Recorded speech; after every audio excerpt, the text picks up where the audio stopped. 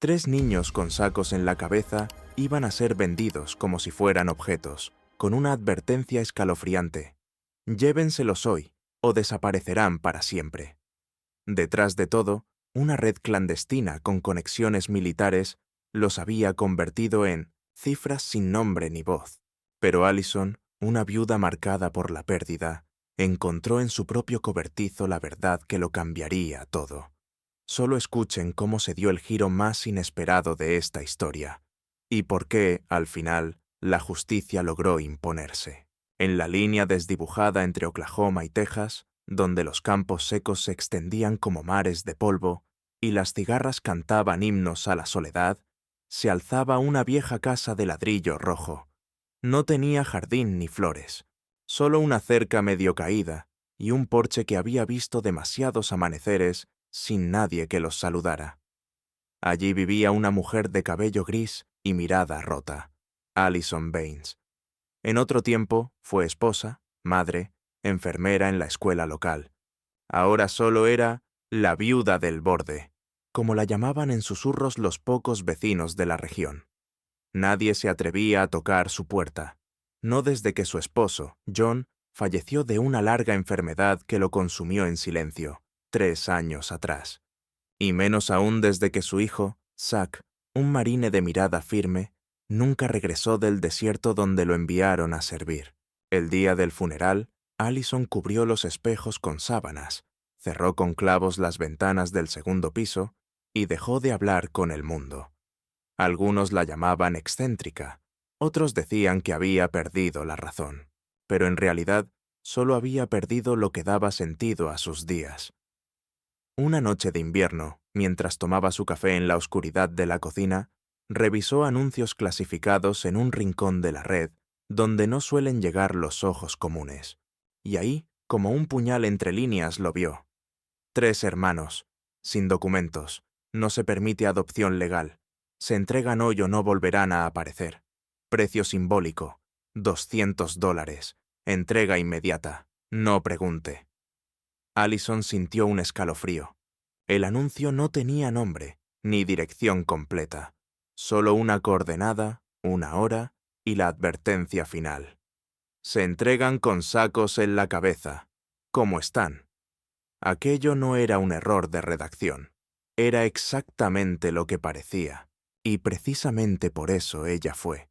No llamó a nadie, no encendió las luces, solo cargó su vieja camioneta Chevy, tomó el dinero en efectivo de una caja metálica donde aún quedaban billetes de cuando John trabajaba en la fábrica y se dirigió hacia el punto marcado, un almacén oxidado junto a la autopista I-35, rodeado de silos vacíos y polvo que se colaba por todas partes. No había más coches, solo una silueta esperando, con una gorra negra calada hasta las cejas.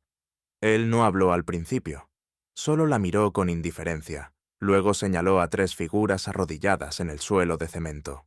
Cada una tenía un saco áspero cubriéndoles la cabeza.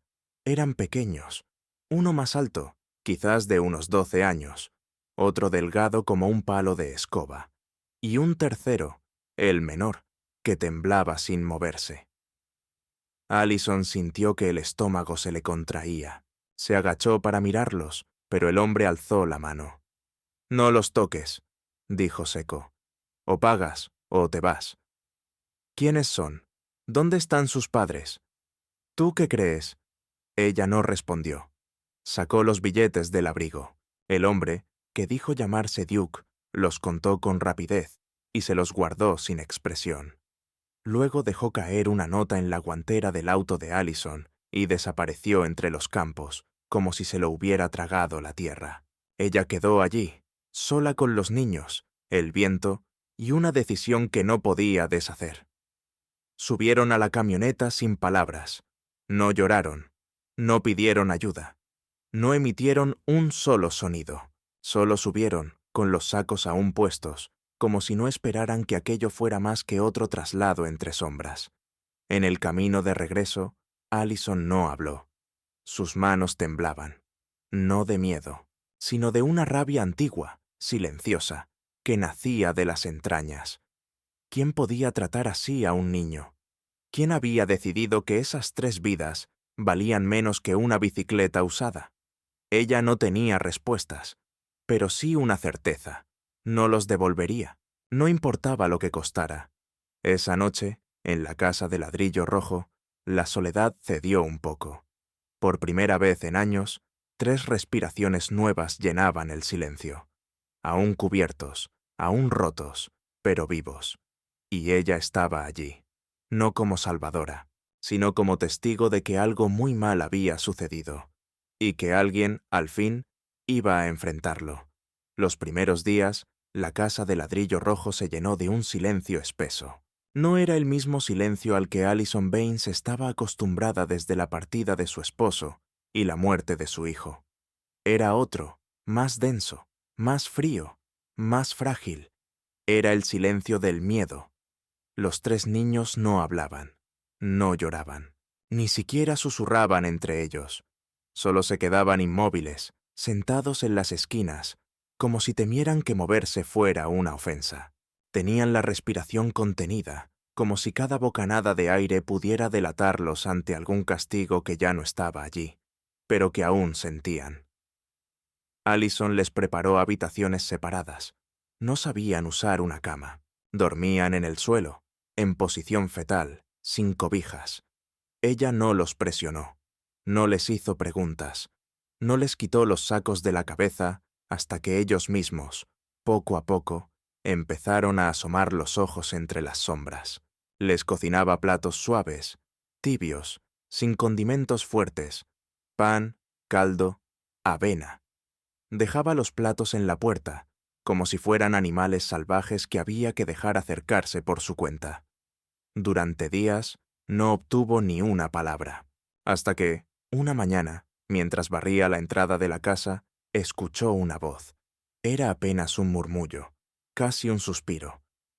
¿Mamá? La escoba cayó de sus manos. Giró lentamente. El más pequeño de los 3 estaba parado en el marco de la puerta, con el saco a medio caer sobre su cabeza. Sus ojos eran grandes, de un color café claro, redondos como los de un cervatillo. Esos ojos. Allison los conocía. No eran idénticos a los de Zack, pero tenían el mismo brillo, la misma ternura que ella había visto cada noche, antes de que su hijo se marchara a la guerra. ¿Qué dijiste?, preguntó Allison, apenas con voz, como si temiera romper el momento. El niño dio un paso atrás. El saco resbaló por su cuello y cayó al suelo. Su rostro tenía marcas, pero era joven, apenas tendría 6 o 7 años. Bajó la mirada, como esperando un castigo. «Lo siento, es que hueles como ella», dijo en voz baja, «como la mamá de mi sueño, la que viene, la que nos salva».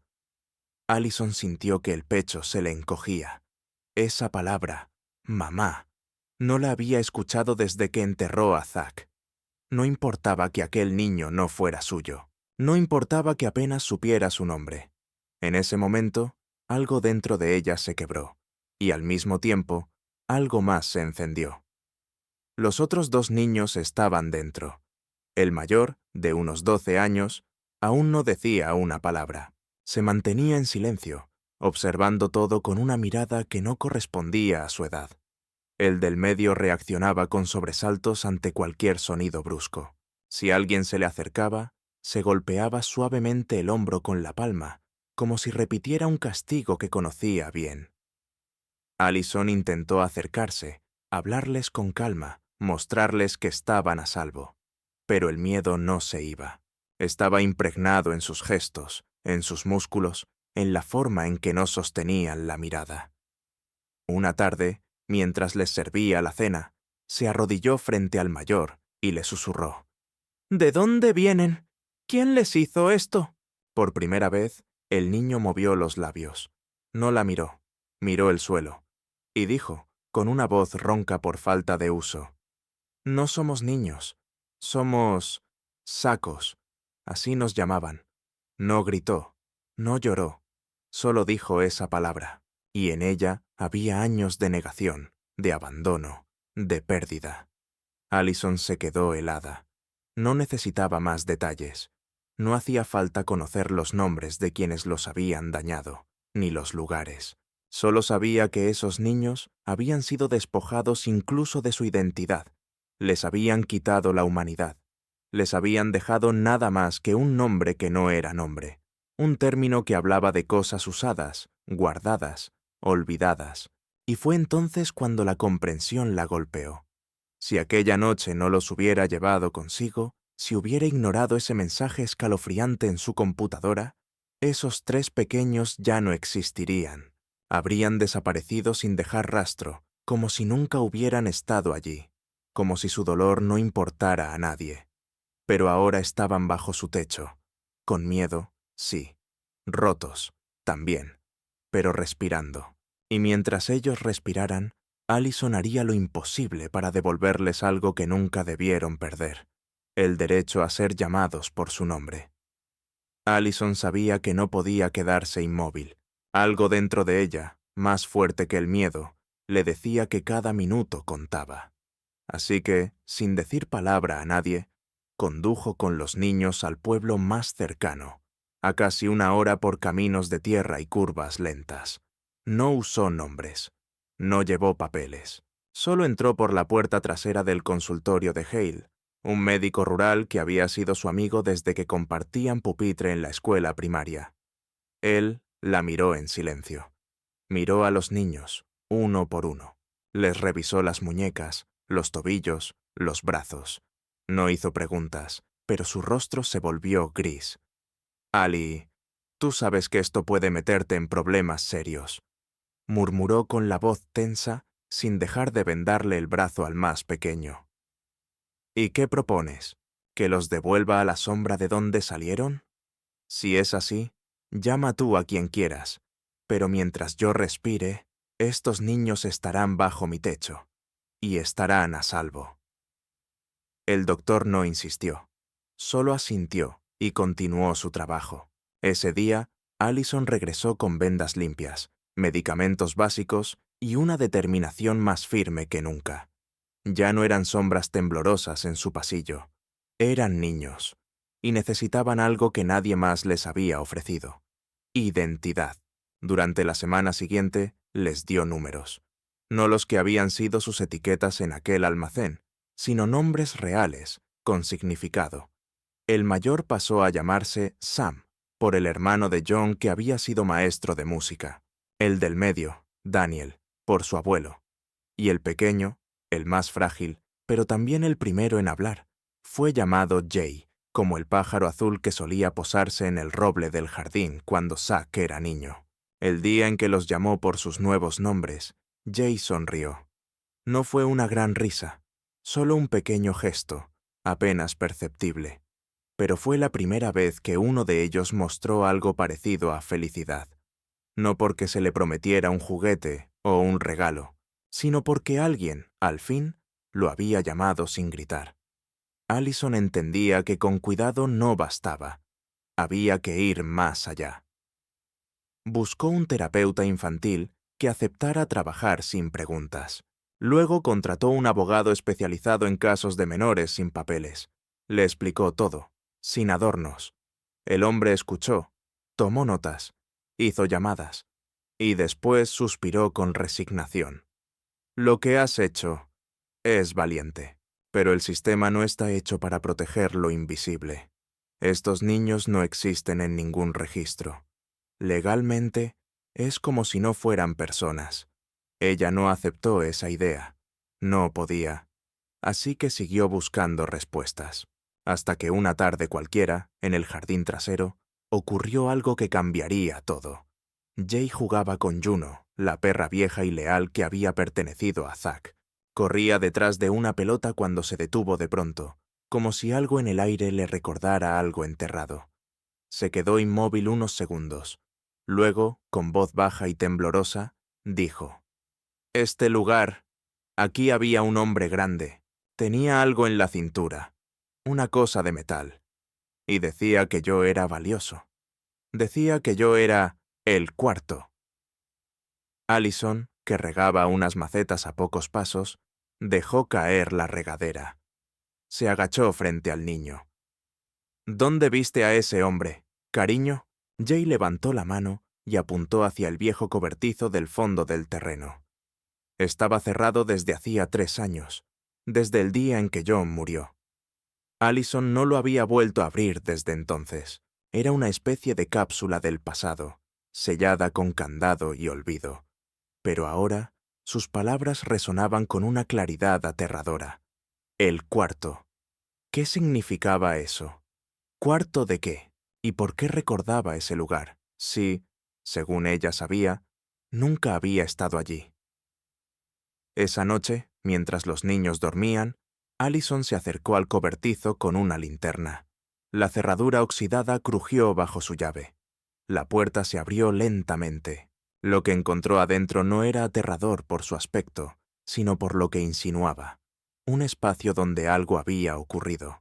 Un banco de trabajo, cajas rotuladas, una estantería cubierta por una lona. Y encima de todo, una sensación helada, como si el tiempo mismo se hubiese detenido allí, esperando ser descubierto. Esa noche no durmió, porque en lo más profundo de su instinto, Allison entendía que las respuestas que buscaba estaban más cerca de lo que jamás imaginó, y que el pasado, quizás, no había terminado de hablar. El cobertizo olía a óxido, a madera envejecida y a memorias atrapadas entre telarañas. Allison entró despacio, como si temiera que los fantasmas de su pasado aún habitaran el aire. Usó una linterna, barría con la luz cada rincón, cada estante cubierto con polvo. En la pared del fondo colgaba aún la antigua escopeta de John, su esposo, guardada por seguridad y olvido. No era eso lo que buscaba, pero algo más, detrás de unas cajas de herramientas, llamó su atención. Una caja metálica, sellada con cinta adhesiva industrial, sobre la cual alguien había escrito con marcador negro. Evidence, Fort Lanston, 2007. El pulso de Allison se aceleró. Fort Lanston era la base donde su hijo Zack había sido destinado durante su último año de servicio, justo antes de ser enviado al extranjero. Ella nunca supo muchos detalles de esa etapa. Él siempre decía que no podía hablar. Confidencial, repetía con una sonrisa triste. Y ella respetaba su silencio, sin imaginar que aquel silencio escondía algo mucho más profundo. Con manos temblorosas, Allison abrió la caja. Lo primero que vio fueron sobres manila, rotulados con números y letras. Dentro, fotos, decenas, algunas impresas en papel estándar, otras en alta resolución, ninguna con nombres, pero todas con rostros, rostros de niños, con sacos en la cabeza, cuerpos delgados, algunos encadenados de muñeca a muñeca, paredes metálicas, emblemas militares en el fondo. Una en particular la congeló. Un niño que parecía Jay, acurrucado en una esquina, con una cifra escrita con marcador en el brazo. 004. El cuarto.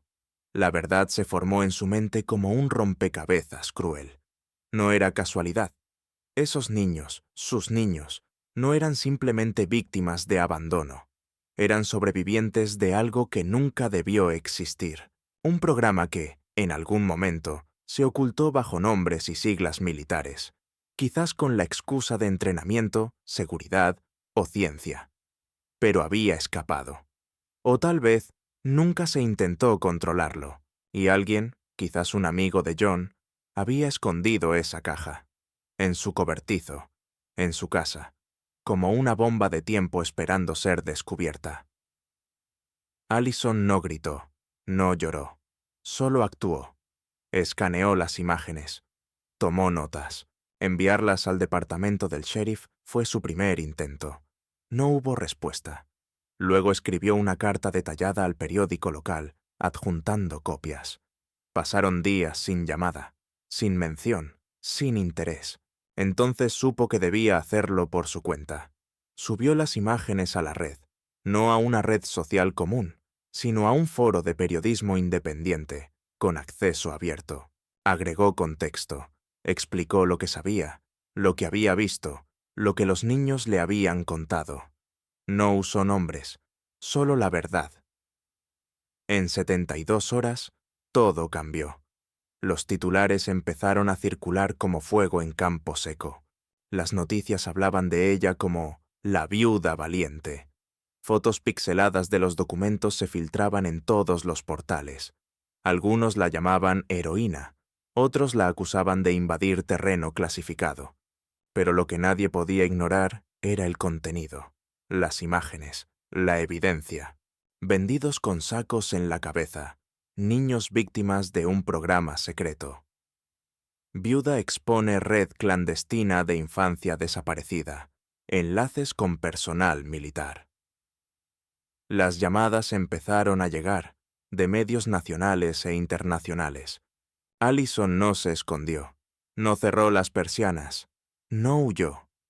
Cuando CNN llegó a su puerta, ella ya estaba en el porche, con los 3 niños a su lado, tomados de la mano. Vestían ropa limpia, rostros aún marcados por el pasado, pero con una mirada nueva, la de alguien que ha sido visto.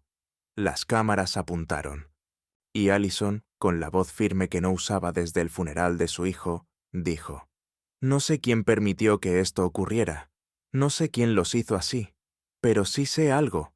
Ahora son míos, y no tengo miedo, ni de sus informes, ni de sus armas, ni de su silencio. Ya perdieron, porque la verdad ya no puede esconderse».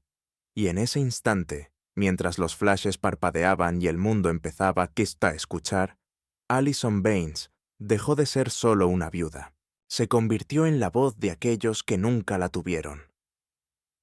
Lo que comenzó como un acto silencioso de coraje en una vieja casa de ladrillo rojo, terminó por convertirse en algo que nadie imaginaba. Allison Baines no solo había abierto las puertas de su hogar a 3 niños sin nombre, había abierto también las puertas de un país entero al reflejo de una verdad incómoda, que la burocracia no siempre protege, que los sistemas fallan y que a veces solo el instinto humano es lo que rescata. Los niños, Sam, Daniel y Jay, dejaron de ser los sacos. Ya no eran cifras en informes ocultos ni fotografías en sobres sellados. Se convirtieron en rostros visibles de una causa mayor. Empezaron a aparecer en artículos, en entrevistas, en mensajes de personas que también buscaban justicia. Se volvieron símbolo, no por lo que les habían hecho, sino por lo que representaban ahora. La posibilidad de sanar sin rencor, de comenzar de nuevo, incluso cuando todo parecía perdido. Las instituciones, al principio, buscaron excusas. Técnicamente, decían, los niños no existían en los registros oficiales. No había certificados de nacimiento ni pruebas de parentesco. Pero tampoco había pruebas de delito por parte de Allison. Ninguna ley prohibía cuidar, alimentar y proteger a un menor que se encontraba en peligro. La presión mediática fue tal que, al final, los departamentos de adopción se vieron obligados a reconocer la figura de tutela excepcional. Allison se convirtió legalmente en su guardiana. Y aunque eso no les daba aún un apellido oficial, sí les daba algo que durante años se les negó: un lugar. En el pueblo, las cosas también cambiaron.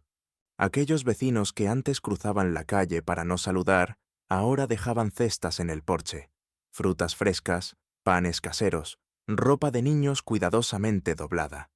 Una profesora jubilada se ofreció a darles clases particulares. El dueño de la librería local les regaló cuentos ilustrados y cuadernos.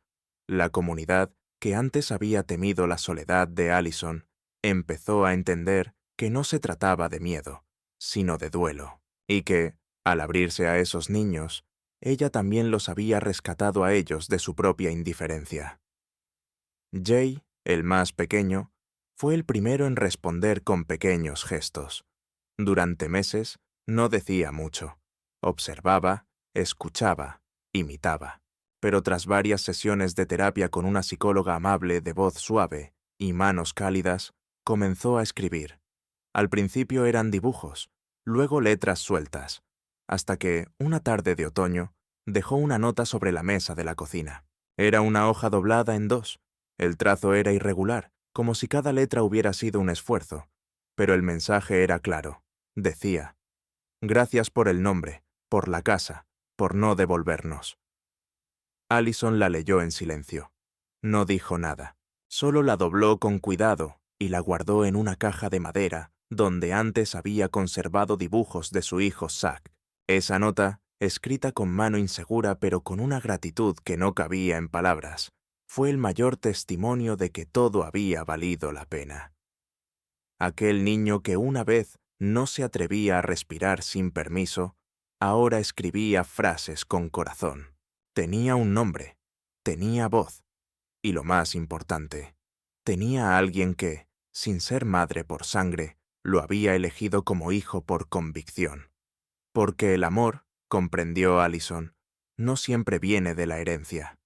A veces nace del dolor compartido, de la decisión diaria de quedarse, cuidar y seguir adelante.